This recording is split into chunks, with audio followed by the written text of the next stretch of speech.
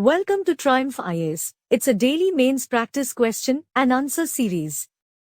This program is exclusively designed for UPSC CSE aspirants. In this video discussion, we will discuss UPSC CSE mains previous 25-year questions. Question number 1. The anti-colonial struggles in West Africa were led by the new elite of Western-educated Africans. Examine. Let's start with the introduction of the answer. Europeans had colonized Western Africa in the later 19th and early 20th centuries. The anti-colonial struggles in Africa began after the two world wars, and the Great Depression of 1930s shook the entire world. These events forced people to think whether nations who could so brutally mismanage their own affairs had any moral right to dictate to other countries. The main body of the answer should be Number 1. Most of the people who led the freedom movement in Western Africa were the Africans who learned in top European universities. Number 2.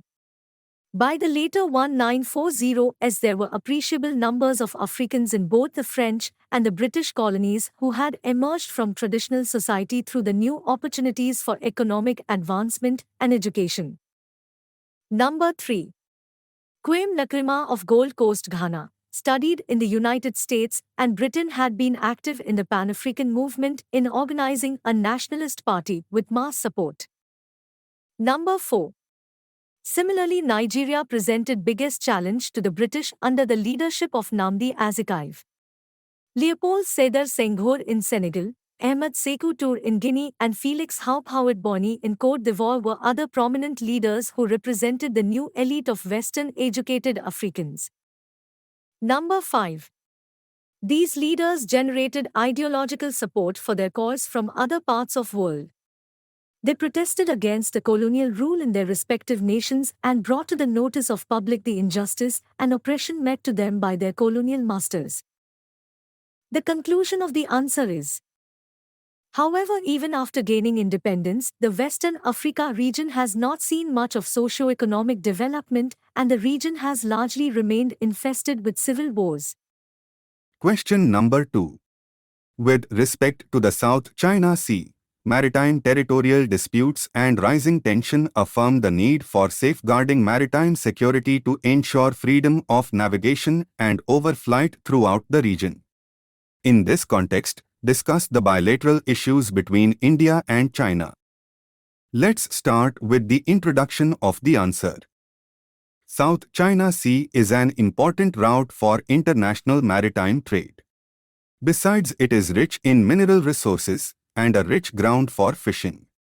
However, China claims a huge area known as the Nine-Dash Line and has been building military installations on artificial islands there. Moving on to the main body of the answer. Number 1.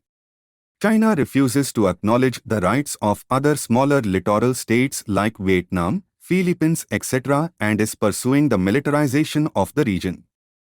Number 2. China's unilateral claims and restrictions imposed by it in the region have resulted into frictions between India and China. Number 3. India has deep interest in the region for various strategic and commercial reasons. Number 4. India wants its right of freedom to navigate in the region as about half of the Indian trade uses the South China Sea. Number 5. India is also engaged in exploration of oil wells claimed by Vietnam in the South China Sea. The aggressive behavior of China also impacts the Look East policy of India and creates a roadblock in deepening its strategic relations with East Asian countries. Number 6. China is pursuing its string of pearls theory by building various infrastructures in the region in order to surround and contain India. However, India is countering it by forging stronger geopolitical ties with Vietnam, Philippines, etc. much to discomfort of China. Number 7. India is also conducting naval exercises with USA, Japan and Australia in and around the South China Sea region. The conclusion of the answer is, India is committed to protect her own interest as well as the interest of the ASEAN countries in the region. South China Sea, SCS, in the recent past has been in the global focus and the tensions need to diffuse before it snowballs into a crisis in the Indo-Pacific region. Question number 3.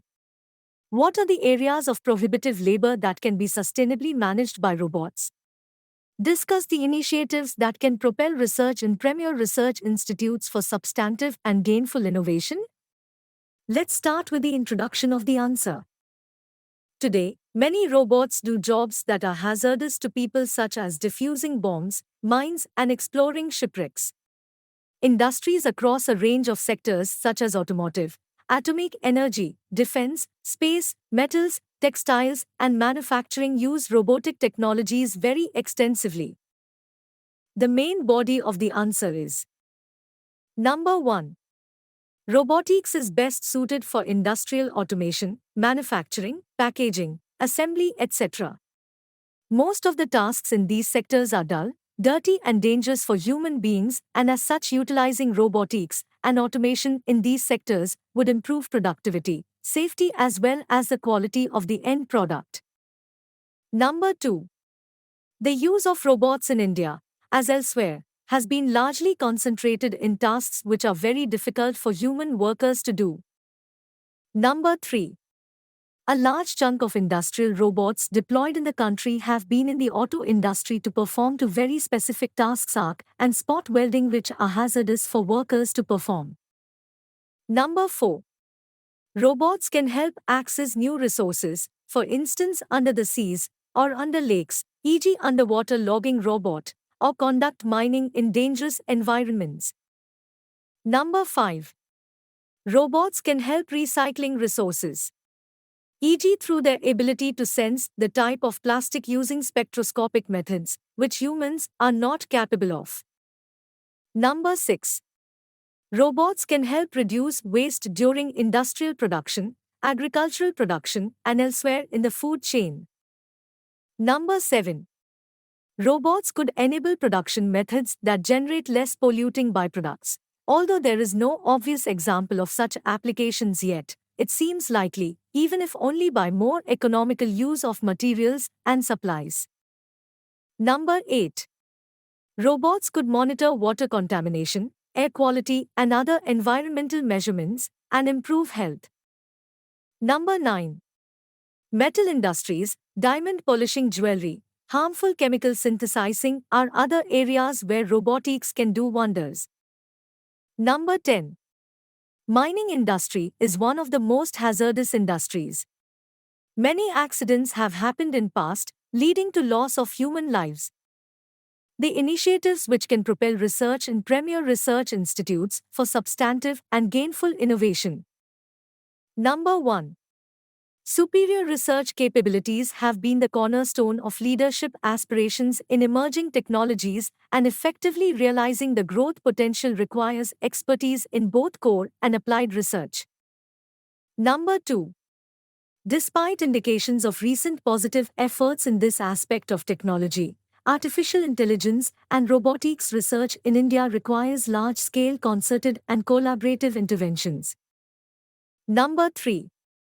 The research capabilities are proposed to be complemented by an umbrella organization responsible for providing direction to research efforts through analysis of socio-economic indicators, studying global advancements, and encouraging international collaboration. Number 4. Artificial intelligence and robotics research in India is still in its infancy. The two-tiered program to set up core, Center of Research Excellence, and ICTL, International Centers of Transformational AI, has the potential to push the frontiers of technology development by fostering institutional and peer-to-peer collaboration. Number 5. The proposed umbrella organization along the lines of CERN will propel moonshot research projects. The CERN for AI model is well suited to India's approach. It involves directing research efforts, studying global advancements, and encouraging international collaboration. Number 6. There is a scarcity of talent that specializes in the many disciplines such as electrical, embedded, software, and mechanical that makes up robotics. A lack of skilled talent in key design and engineering areas is also hindering Indian robotics growth. Other challenges include a limited investor base and a small domestic market for robotics in India. The conclusion of the answer is organizations such as the Robotics Society of India are working hard to solve these problems as well as to raise the profile of Indian robotics companies with the nation's government, business, and financial leaders. The effectiveness of these efforts will play a major role in determining the long-term success of the Indian robotics industry.